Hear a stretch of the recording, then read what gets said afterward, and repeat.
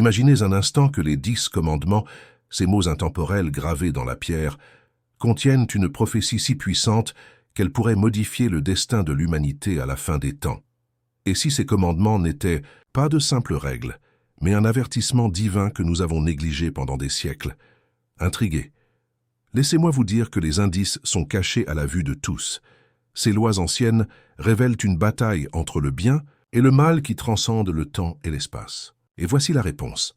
En tenant compte de ces commandements, non seulement nous restons ancrés dans la foi, mais nous nous préparons également à ce qui va arriver. Donc, si vous trouvez l'inspiration en Jésus et dans son message, assurez-vous de vous abonner et dites-nous dans les commentaires d'où vous venez ou comment Jésus a accompli des miracles dans votre vie. N'oubliez pas que Jésus vous bénira et qu'il est toujours avec vous. Au cœur de l'un des récits les plus puissants de la Bible se trouve une rencontre extraordinaire. La scène tremblante et enflammée du mont Sinaï, où Dieu lui-même a transmis les 10 commandements à son peuple élu. Les images sont impressionnantes. Le feu engloutissant la montagne, le tonnerre rugissant dans les cieux, la terre tremblant sous les pieds des personnes rassemblées et une voix qui transcende tous les sons terrestres, la voix même de Dieu dévalant la montagne comme une cascade de puissance pure et inaltérée. Il s'agit d'une scène si profondément gravée dans l'histoire spirituelle que sa signification et sa profondeur s'étendent bien au-delà de la simple présentation de règles ou de lignes directrices. C'est une rencontre qui incarne l'alliance, l'adoration et la préparation au combat spirituel, des couches de profondeur qui restent souvent cachées par une lecture superficielle. Déroulons cette tapisserie de révélations divines en explorant non seulement les ramifications immédiates de ces commandements, mais également les échos prophétiques qui résonnent à travers le temps, peut-être même jusqu'à notre propre époque. Selon le récit d'Exode 20, la voix de Dieu au mont Sinaï n'était pas un murmure éthéré ou une directive discrètement dispersée. C'était une force dominante indubitable qui a établi une alliance entre Dieu et son peuple, une alliance qui concernait autant l'identité et la relation que l'obéissance. Dieu n'a pas simplement transmis un ensemble de règles. Il a tracé un plan pour le voyage spirituel de son peuple, plaçant chaque commandement dans un contexte plus large d'adoration et d'allégeance. Les commandements prononcés ce jour-là n'étaient pas des décrets arbitraires, mais des principes divins reliant directement le ciel et la terre. D'un point de vue purement moral, ces lignes directrices sont certainement fondamentales. Elles sont des pierres de touche de l'éthique et de la jurisprudence. Mais leur signification spirituelle est plus profonde, car ils représentent les attributs divins communiqués à l'humanité: la justice, l'amour, la fidélité et le respect. Elles deviennent plus que des directives comportementales, ils se transforment en reflets de la nature divine, en manifestation de la volonté de Dieu conçue pour guider l'humanité vers la sainteté. Au milieu de cette rencontre sacrée au Sinaï, nous sommes témoins de l'interaction de l'anticipation, du respect et de la sainte peur. Les Israélites n'étaient pas de simples bénéficiaires des lois de Dieu. Ils étaient les participants d'un drame divin, choisi et mis à part, mais profondément vulnérables au poids de la présence de Dieu. Ils pouvaient sentir l'ampleur de l'alliance divine qui pesait sur eux, un gage non seulement de ce qu'ils devaient faire, mais aussi de qui ils étaient censés devenir dans le voyage à venir. Cette alliance comportait une promesse contraignante qui exigeait une loyauté inébranlable, une vie de sanctification à la fois personnelle et communautaire dans un monde rempli de défis spirituels. Cependant, étendons notre contemplation plus loin, en réfléchissant aux significations multiples potentiellement ancrées dans ces commandements. Est-il possible qu'un ou plusieurs de ces statuts divins servent de phare prophétique, tirant un coup de semonce à travers les âges jusqu'à la dernière génération? Pourrait-il y avoir un commandement spécifique préfigurant un élément de guerre spirituelle qui se déroulerait encore dans la chronologie de l'humanité? En mesurant ces paroles anciennes par rapport au cadre actuel de l'existence moderne, les croyants d'aujourd'hui pourraient trouver une pertinence et une urgence étonnantes dans des textes qui semblent parler directement de la condition humaine, mettant en garde contre toute tromperie future et appelant à la vigilance. Il n'est donc pas exagéré de se demander si les commandements pourraient signaler des scénarios pertinents à de potentielles adversités futures qui incluent un subterfuge spirituel, une tromperie ou un compromis moral à une échelle inimaginable aux époques précédentes. La dynamique de cette rencontre divine au Sinaï pointe vers un thème primordial qui transcende le temps, l'adoration. Le véritable culte est enraciné dans l'obéissance à ces décrets divins, manifestés par une vie alignée sur la nature de Dieu. Ce culte devient à la fois un bouclier et une épée dans le combat spirituel, pas seulement un rituel ou une tradition, mais une expression vivante et respirante d'allégeance et de confiance dans le divin. Le mont Sinaï, dans toute sa majesté, n'est pas simplement un record historique. Il reste un repère spirituel, un lieu où Dieu a établi sa voix et sa volonté intimement dans le cœur de son peuple. Alors que nous sommes confrontés à des batailles à la fois visibles et invisibles dans nos propres vies, nous ferions bien de revisiter la voix qui a été la première à crier sur cette montagne tremblante, en écoutant non seulement les règles à suivre, mais aussi les murmures plus profonds d'une stratégie divine, nous guidant alors que nous naviguons dans les courants de notre paysage spirituel actuel. La dimension prophétique des commandements incite à une profonde contemplation, alertant les croyants que s'aligner sur la voie de Dieu implique une préparation à l'inattendu, une garde vigilante contre les murmures de tromperie et un engagement durable à refléter l'image divine dans un monde aspirant à la vérité. L'explosion enflammée du Sinaï parle à travers les âges. Écoutons-nous? Au lendemain des proclamations divines du mont Sinaï, où l'air même vibrait d'échos célestes, les commandements de Dieu n'étaient pas de simples murmures moraux, mais de profonds impératifs aux implications éternelles. Alors que le tonnerre grondait et que la montagne tremblait, on ne pouvait s'empêcher de s'émerveiller devant la profondeur des commandements, chacun étant une note de harpe de sagesse et de prévoyance divine. Parmi ceux-ci se trouve le deuxième commandement, qui met sévèrement en garde contre la fabrication ou la vénération de toute image gravée, un avertissement qui se répercute avec une vive émotion dans les prophéties de l'Apocalypse. Le deuxième commandement, trouvé dans Exode 20, 4, 6, dit « Tu ne te feras pas d'image sculptée, ni aucune représentation de quoi que ce soit de ce qui est dans les cieux en haut, ou de ce qui est sur la terre en bas, ou de ce qui est dans les eaux sous la terre. Tu ne te prosterneras pas devant eux et ne les serviras pas. » Ce commandement sert de frontière spirituelle, mettant en garde les fidèles contre la nature séduisante de l'idolâtrie, une tentation intemporelle qui promet pouvoir et connexion, mais qui en fin de compte éloigne le divin. Cette directive, ancienne transcende le temps, émergeant avec une urgence prophétique, alors qu'elle jette son ombre sur le déroulement dramatique des événements du livre de l'Apocalypse. Dans les visions apocalyptiques d'Apocalypse 13, 14, 15, un parallèle significatif apparaît lorsque le faux prophète conduit le monde au culte des idoles, affirmant son pouvoir à travers l'image de la bête. Cette image, habilitée à parler et à tromper, devient le point central d'un acte de défi spirituel généralisé. Ici, le système de l'Antéchrist s'oppose catégoriquement à la déclaration faite des milliers d'années auparavant au Sinaï. L'image de la bête n'est pas simplement un symbole de pouvoir politique ou de domination religieuse, c'est une idolâtrie spirituelle à l'échelle mondiale, un affront à l'essence même du culte divin tel que décrit par Dieu. La corrélation entre le deuxième commandement et les avertissements de l'Apocalypse contre l'image de la bête peut être perçue comme plus qu'un simple avertissement. Cela devient une prophétie protectrice, un guide préparatoire pour ceux qui choisissent de voir, incitant à la résistance contre la tromperie. Lorsque le monde est séduit par l'image qui promet la continuité de l'existence, la prospérité ou la sagesse surnaturelle, le deuxième commandement apparaît comme un phare de vérité, rappelant aux croyants de rester fermes et sans se laisser décourager dans leur adoration du Dieu invisible. En examinant ce lien profond, on ne peut ignorer l'attrait émotionnel lié à la nature séduisante des images et des idoles. Tout au long de l'histoire, les idoles ont été plus que de simples objets physiques.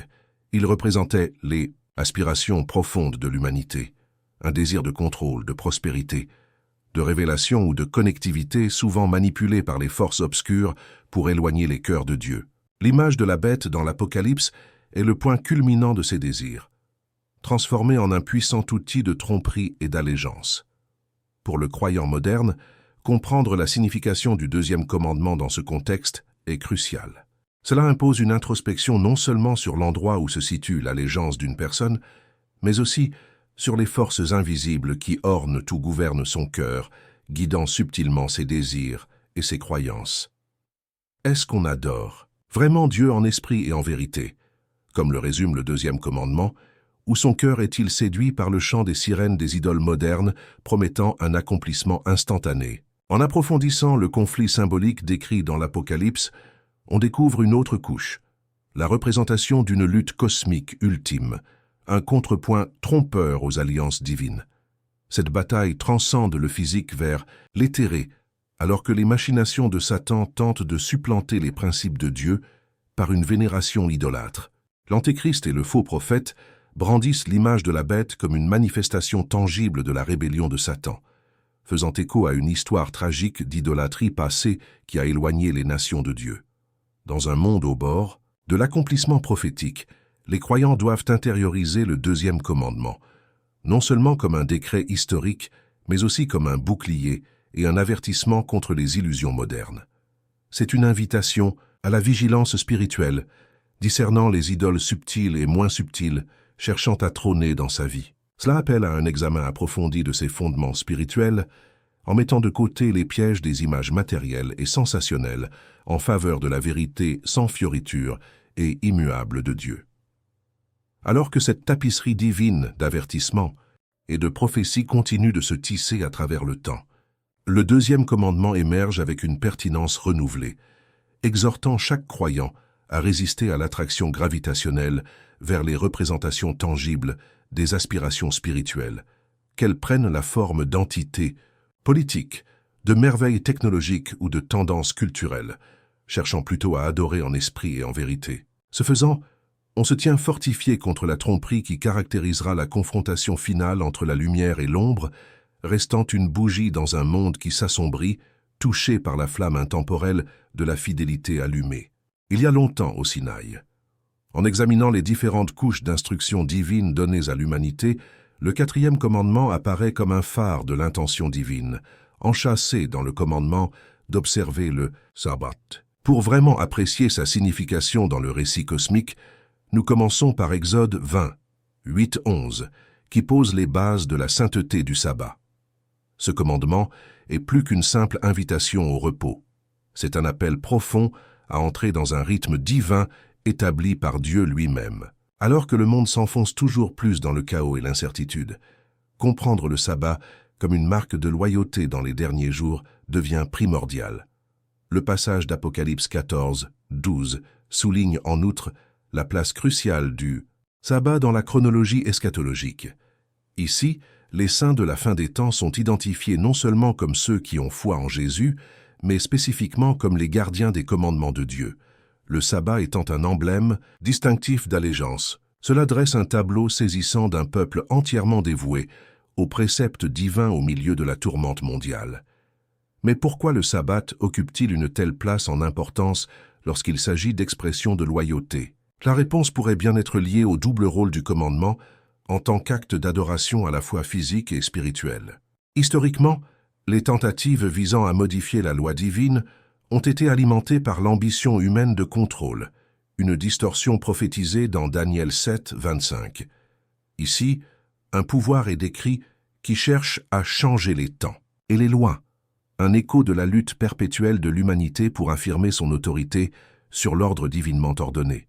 Cette prophétie résonne à travers l'histoire jusqu'à la modernité, alors que le monde a vu diverses institutions et puissances tenter de réinventer ce que Dieu a établi. Au cœur de ce changement de tendance se trouve l'abandon discret mais profond de l'observance du sabbat, un changement que certains interprètent comme un marqueur d'allégeance à l'autorité terrestre sur le commandement divin. Lorsque nous approfondissons l'essence spirituelle du sabbat, sa signification devient encore plus évidente. Le sabbat est un sanctuaire dans le temps, un jour déconnecté du travail humain et des pressions sociétales, nous liant directement au Créateur. Observer le sabbat est un acte de résistance contre un monde exigeant une productivité et une conformité constante, offrant à la place un espace où l'ordre de Dieu et non celui de l'homme règne en maître. En tant que croyant à la fin des temps, reconnaître et maintenir cette période de temps sacré témoigne d'une loyauté sans équivoque envers le royaume de Dieu sur les dominations terrestres. Dans les derniers instants de l'histoire, de la terre une ligne est tracée, une ligne spirituelle plus profonde que n'importe quelle simple tradition. Cette ligne sépare le vrai culte de la fausse dévotion. Le sabbat ne représente pas seulement un jour, mais une posture de vie qui s'aligne sur l'intention originelle de Dieu. Alors que la société avance vers un point culminant décrit dans l'Apocalypse, un faux système d'adoration remet en question le sabbat, créant un conflit entre l'agneau et la bête. Il ne s'agit pas d'une simple bataille portant sur des jours ou des pratiques, mais sur l'allégeance fondamentale du cœur. La nature même du sabbat s'oppose à un système mondial exigeant allégeance, un système personnifié par la puissance bestiale de la révélation. Là où la bête exige l'adoration par peur et par coercition, le sabbat invite à l'adoration par l'amour et la liberté. Observer le sabbat est une déclaration d'indépendance à l'égard des systèmes humains, une position inébranlable dans un torrent de compromis. C'est cette dévotion au commandement de Dieu, face aux apparitions écrasantes de puissance, qui distingue son peuple dans les derniers jours. Pour le croyant de la fin des temps, le sabbat n'est pas seulement un jour marqué sur le calendrier, mais un emblème prophétique d'allégeance. Chaque observance étant une mini-bataille, gagnée contre la marée envahissante du faux culte. Alors que l'histoire approche de son apogée, le sabbat tiendra-t-il sa place de forteresse des fidèles? Dans cette confrontation ultime, le 4e commandement résonne comme un appel au souvenir et à la réflexion, un appel qui résonne à travers l'histoire et dans le cœur de ceux qui se trouvent au bord du précipice de l'éternité. Ainsi, le sabbat compose un rythme qui transcende les monarchies terrestres, faisant écho au reste de la paix de l'Éden et à la promesse de recréation. Alors que le conflit entre l'agneau et la bête fait rage, le sabbat reste une claire proclamation de loyauté envers le Créateur, un emblème d'espoir qui résiste à la tempête. Au cœur du conflit à venir, puissions-nous trouver notre ancre dans le sabbat, l'incarnation de la confiance dans l'ordre divin et l'assurance de l'avenir pour ceux qui restent fidèles. Dans le cosmos tourbillonnant de la prophétie biblique, Apocalypse 13 se présente comme un témoignage monumental de la confrontation épique entre la divinité et la tromperie. Il dévoile un scénario dramatique dans lequel le monde est entraîné dans une danse complexe, choisissant entre des voies aux conséquences profondes. Ce chapitre explore les réalités spirituelles en jeu, une machinerie mondiale exigeant une allégeance inébranlable à la bête, juxtaposée à l'appel transcendant de la voix de Dieu, résonné à travers ses commandements. Alors que le texte tisse son récit de manière complexe, Apocalypse 13 met en lumière l'émergence d'une puissance bestiale, persuasive et puissante, contraignant les nations à sa cause. Dotée d'une autorité imprégnée de séduction et de coercition, cette bête institue un système imposant le conformisme, et ceux qui résistent s'exposent à de terribles répercussions. Ce tableau mondial exige notre attention et notre discernement, car il présente non seulement une force politique, mais aussi un conflit profondément spirituel, faisant écho à la bataille séculaire qui a commencé en Éden. Les enjeux sont incontestablement élevés. Alors que l'histoire se dirige vers son point culminant, cette vision prophétique met à nu un choix qui transcende les simples alliances politiques ou préférences idéologiques. C'est un choix d'allégeance, soit à la voix éternelle de Dieu, soit au pouvoir temporel de la bête. C'est là que réside l'épreuve finale, un examen ultime qui appelle chaque cœur à peser sa loyauté sur la balance de l'éternité. Au cœur de ce débat se trouvent les commandements, non pas comme des reliques d'un passé ancien, mais comme des oracles vivants prononcés depuis le mont Sinaï, le souffle même de Dieu communiqué à l'humanité. Les 2e et 4e commandements méritent une attention particulière dont la signification prophétique à la fin des temps ne peut être surestimée. Deutéronome 30, 19 résume de manière poignante ce moment critique, nous implorant de choisir la vie plutôt que la mort, la bénédiction plutôt que la malédiction.